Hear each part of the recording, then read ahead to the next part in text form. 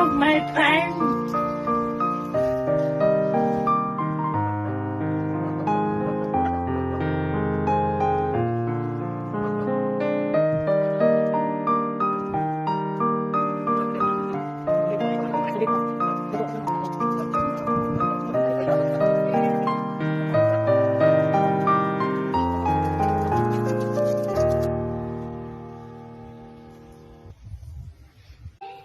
I declare the Master Guide Survival Camp is now open.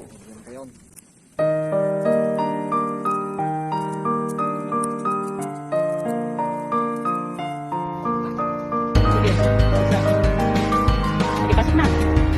Robert, pasok na. Pasok na. Okay. Sunod, sunod. Sunod, sunod.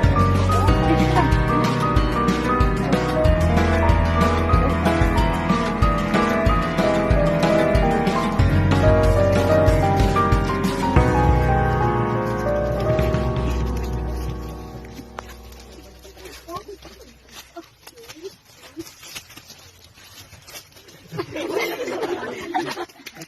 Saan yun? My time.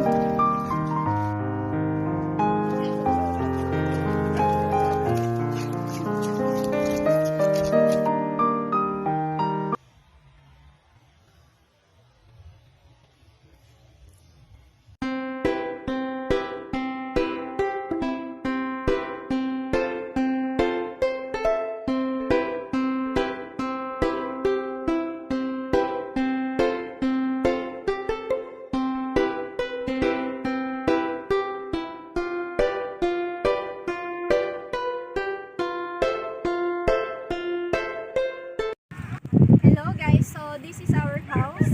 Ang pangalan niya is Pakam House. Pakam House po kasi pakamakam lang siya. Ang materials po na nagamit is ayan, ito po. Ano na to? Tulos. Kahoy ng madre, ay ng malunggay. Tapos ito po ay damo. Tapos dahon ng nipa. Tapos ayan po, may patalim na po siya agad sa pintuan pa lang for protection. Yung verse. Genesis 15 verse 1. Fear not, I am thy shield. Welcome to our triangular house. Anong ginawa namin shelter? So tinatawag namin siyang triangular house. So from the word triangle, tatlong side, tatlo yung base po nito, representative training. 2016 kasi binigay ng ama yung kanyang anak. So libigaten son. So yan yung ginamit yung A. Pinanganak siya. Tapos meron siyang inverted triangle. Inverted triangle sa Pathfinder side means sacrifice. Genesis 15 verse 1. Nakasulat. Fear not, I am thy shield. So, protection. Protection galing sa ating Panginoon. So, ito ay inspired by God na siya yung taas. Kaya parang siyang pretzel. So, yung carrick bend. Okay. Yes ma'am. Yun yung ginagamit natin sa mga reward. No? So, parang napakagandang simbolo na ito ay isang reward na nanggaling sa ating Panginoon. Sa Ayan na to. Sabi sa Isaiah 40 verse 6. Shelter tayo upang diluwan. Amen.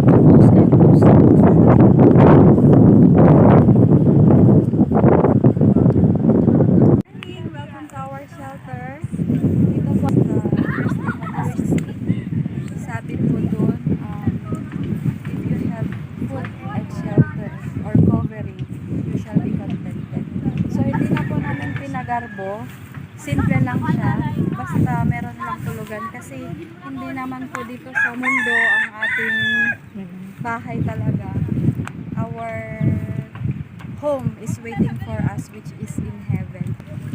Yung pang verse na 1 Timothy 6 verse 8 na inano namin na verse sa Bible is be a contented po yung ano niya, yung purpose niya.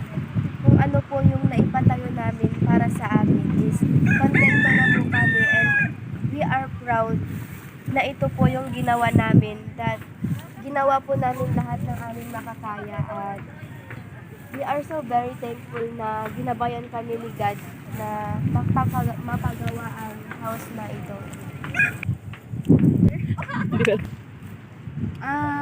Ito po ang ginawa namin na camp shelter namin ngayong survival po. Sa Psalm 51 verse 10 is I create me a new heart, O Lord. So ibig sabihin po sa Psalm 51 verse 10 is may salita po dun ang pagbabago. Nung una po kasi is gumawa po kami ng isang camp shelter, tapos lumakas po kasi yung hangin kaya medyo natanggal po sa gilid-gilid. Kaya naisip po namin na mag-lashing po kami. Gagamitin po namin yung natutunan po namin sa knot tying upang hindi po ito matanggal or masira man lang ng kahit ano. Sa survival po ng salita, survive po talaga. So, pwede pong iisa ka lang sa napuntahan mo or pupuntahan mo na pagkakampingan. Yung nagawa namin, so Pang solo. pang solo lang po. Ito po yung ginawa naming knot, lashing po para nataying para matibay po ang mga foundation niya po para hindi siya matumba ng hangin ng ganun-ganun na lang po. Welcome to our shelter. Ma'am, pinaglan sa amin ket kayo ma'am tap hindi kas tapit sa magligasi. Ano one day nga manggawid ket mabaling nga magligasi ma'am ket malalain. Lamit lang nagiti pinaggalit mi ket nagiti nyete nga mula. Lanot agi pati lanot ma'am ket no kas taket na atip care ken namin patakaran tayo ket survival. Ket no survival it means nga agbase tayo laing no nyeti adda iti glawlaw tayo saan tayo nga gamit iti na high tech na namamayat nga gamgamit. So nyeti makita tayo nga daytero bayan tayo nga mabaling nga magamitin ket sulaing kuma ta survival nga ron. Ang verse na napili namin is yung sinulat namin ma'am. John 14:15. Ano yun? They love me, keep my commandments ma'am. Ni nga ron survival ket sa pro nga kita tayo iti papaligiran tayo. Sinsinan lang yung makita ka dagiti sabsabali nga namamayat dagiti kukoda. Ngem lumapan iti angin awan naitay-tay dagiti dubang yung si kami ma'am ket dati lang sisitakder ano nga puros nga naparot iti pundasyon na.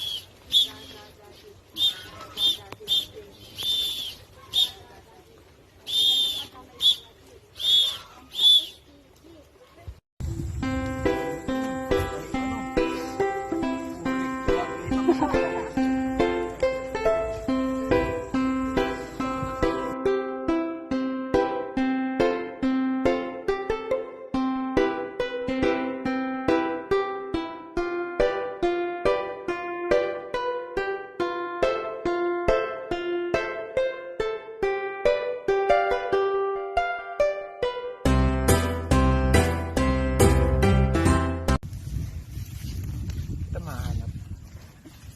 Kaya po hanapin ah. Asan? Hindi ito prank?